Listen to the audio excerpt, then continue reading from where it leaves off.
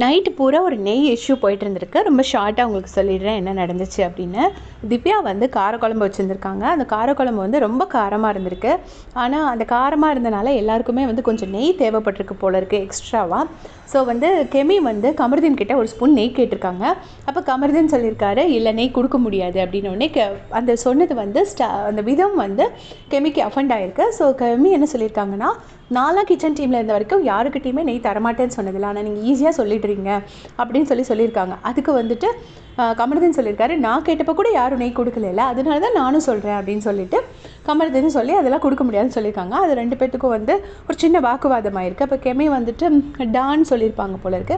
அப்போ கமருதீன் சொல்லியிருக்காரு, நீங்கள் டா சொன்னீங்கன்னா நான் டி சொல்லுவேன் அப்படின்னோடனே கெமி சொல்லியிருக்காங்க, உங்களுக்கு பிடிக்கலைன்னா சொல்லிடுங்க, நான் டா போட்டு கூப்பிட மாட்டேன், அதுக்காக இப்படியெல்லாம் பேசாதீங்கன்னு சொல்லிட்டு கெமி போயிருக்காங்க. அதுக்கப்புறமா கானா வினோத் வந்து கூப்பிட்டு கமருதீனை வந்து அட்வைஸ் பண்ணியிருக்காரு, இந்த மாதிரி டா போட்டு இப்படி நீ நெய் விஷயத்தால் தாண்டா உனக்கு ஏற்கனவே ஒரு பிரச்சனையாச்சு, திருப்பவும் இந்த நெய் விஷயம் பெருசாக்காத, ஏன்னா இதை வச்சு ஒன்றை வச்சே கேம் விளையாடுவாங்க, நீ இதை இப்படியே விட்டுரு, சரி ஒரு ஸ்பூன் நெய் கேட்டாங்க நீ கொடுக்கல, அதோடய விட்டுரு, இனிமேல் இதை பற்றி பேசாத அப்படின்னு சொல்லிட்டு அவர் அட்வைஸ் பண்ணியிருந்திருக்காரு. இந்த பக்கம் பார்த்தீங்கன்னா திவ்யாவுக்கு வந்து ரொம்ப அஃபெண்ட் ஆகிருக்கு. ஏன்னா திவ்யா கிட்டே போயிட்டு எஃப்ஜே சொல்லியிருப்பாரு, நாளைக்கு கொஞ்சம் காரம் பார்த்து போடுங்க, எல்லாருமே நெய் கேட்டிருக்காங்க, ஸோ நாளைக்கு வந்து கொஞ்சம் காரம் பார்த்து போடுங்க அப்படின்னு சொன்னதில் வந்து திவ்யாவுக்கு கொஞ்சம் அஃபெண்ட் ஆகிருக்கு. அப்போ திவ்யா வந்து சொல்லிட்டு இருந்திருக்காங்க, ஒருத்தரை பிடிக்கலைன்னா எப்படி சொல்கிறாங்க பாருங்கக்கா, காரம் போட்டிருக்கு நல்லா இல்லைன்னு சொல்கிறாங்க அப்படின்னு சொல்கிற மாதிரி திவ்யா வந்து சாண்ட்ரா கிட்ட சொல்லியிருக்காங்க.